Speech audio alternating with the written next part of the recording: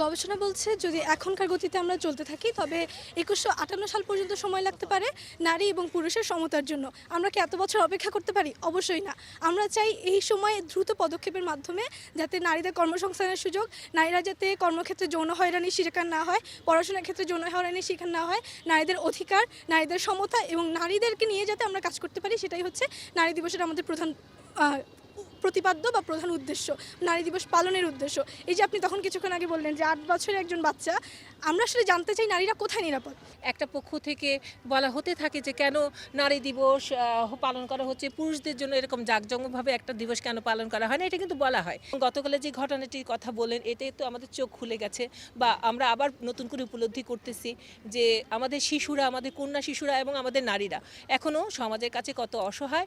নারীরা শুধু যে বাংলাদেশে অবহেলিত বা বঞ্চিত এটা আমি বিশ্বাস করি না। এটা ওয়ার্ল্ড ওয়াইড নারীদেরকে আমরা সেকেন্ড একটা ক্যাটাগরিতে থাকি সব সময়। আমি যতটুকু মনে করি যে আমাদের সোসাইটি আসলে আমাদেরকে যেভাবে রিপ্রেজেন্ট করে ওইভাবে আমরা নিজেদেরকে থাকার চেষ্টা করি এবং এখান থেকে আমরা বেরিয়ে আসার চেষ্টা করি না। আমি মনে করি নারী দিবস এমন একটা দিন যেখানে নারীরা মনে করবে যে তাদের যে গণ্ডি, তাদের যে একটা নির্দিষ্ট পেরিফেরি, এটা থেকে তারা বেরিয়ে আসবে, তারা নতুনভাবে নিজেদেরকে উপস্থাপন করার একটা সুযোগ পাবে।